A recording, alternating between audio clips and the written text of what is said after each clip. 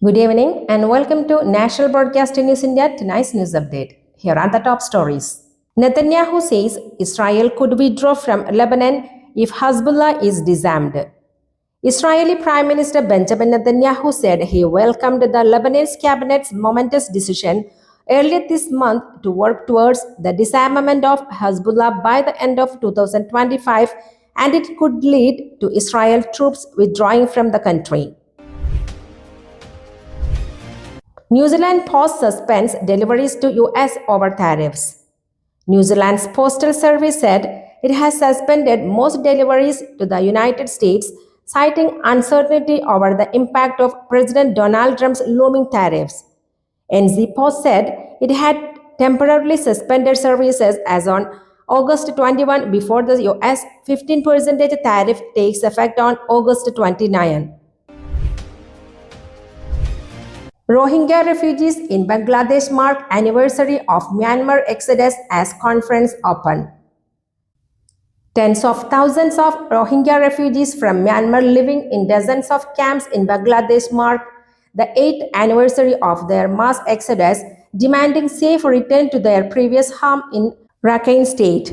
The refugees gathered on Monday, August 25, 2025 in an open field at a camp in Kutupalong in the Cox's Bazar district of Bangladesh, carrying banners and festoons reading "No More Refugee Life" and "Repatriation, the Ultimate Solution." Tariffs put on India to force Russia to stop war, says US Vice President Vance. US Vice President J.D. Vance on Sunday, August 24, 2025 said President Donald Trump had applied aggressive economic leverage such as secondary tariffs on India to force Russia to stop bombing Ukraine. Mr. Vance was speaking during an exclusive interview on NBC News Meet the Press when he also said the step would make it harder for the Russians to get rich from their oil economy. Supreme Court grants interim bail to Ashoka University Professor Ali Khan Mahmudabad panel to probe online posts. The Supreme Court on Wednesday granted interim bail to Ashoka University Associate Professor Ali Khan Mahmudabad, but refused to stay the investigation against him for his social media posts on the Pahalgam terror attack, Operation Sindoor, and the sufferings caused by war. He should have resigned when he was jailed, Amit Shah on Arvind Kejriwal. Union Minister Amit Shah asked why a government should run from jail and whether it suits the dignity of the nation's democracy while supporting the recently introduced 130th Constitution Amendment Bill.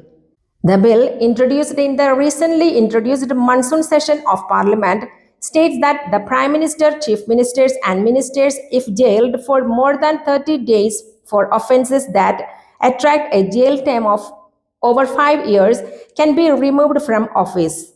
It has now been referred to a joint parliamentary committee for scrutiny.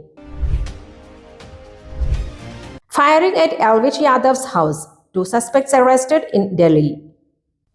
2 suspected sharpshooters of the Neeraj Faridpuria Himanshu Bhau gang were arrested for their alleged involvement in the recent shooting outside YouTuber Elvish Yadav's residence in Haryana's Gurugram, the police said on Monday. Noida dowry murder case.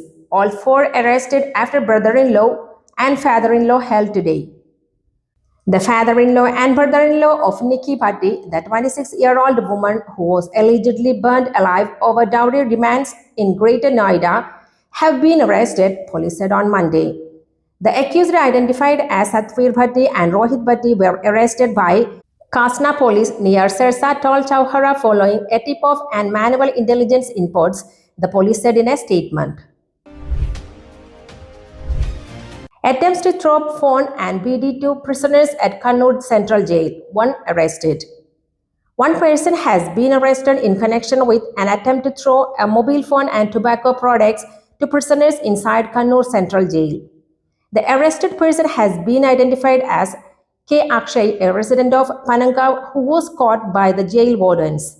The incident occurred around 3 p.m. on Sunday when Akshay was trying to throw a mobile phone over the prison wall. Cyber attack against Uma Thomas. DYFI alleges Shafi Parambil behind it.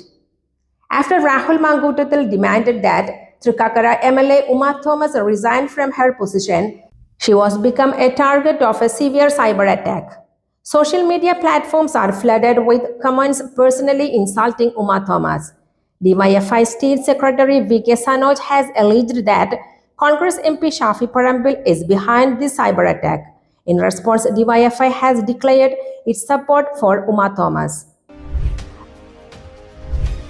Reports suggest that Rahul Mangutathil, who recently resigned as the Youth Congress state president, has been suspended from the party. The decision comes following multiple allegations, including revelation by a young actress and the circulation of an audio clip in which Rahul allegedly asked a woman to undergo an abortion. Although there had been demands within the party for him to resign from his MLA position, the leadership decided to suspend him from party membership for the time being. Shivankuti calls Rajiv Chandrasekhara's warning to Kerala, Tamil Nadu CMs on Sabarimala as childish bluster. Kerala's General Education Minister V. Shivankuti has termed Bharatiya Janata Party State President Rajiv Chandrasekhara's threat to prevent Tamil Nadu Chief Minister M.K. Stalin, Deputy Chief Minister Udayanidhi Stalin and Kerala Chief Minister Pinarayi Vijayan from attending the Left Democratic Front government's global Ayyappa Sangamam at Pamba in Sabarimala on September 10 as childish bluster unbecoming of a person in public life. That's all for tonight. Thank you for watching. We will be back with more news tomorrow. Goodbye.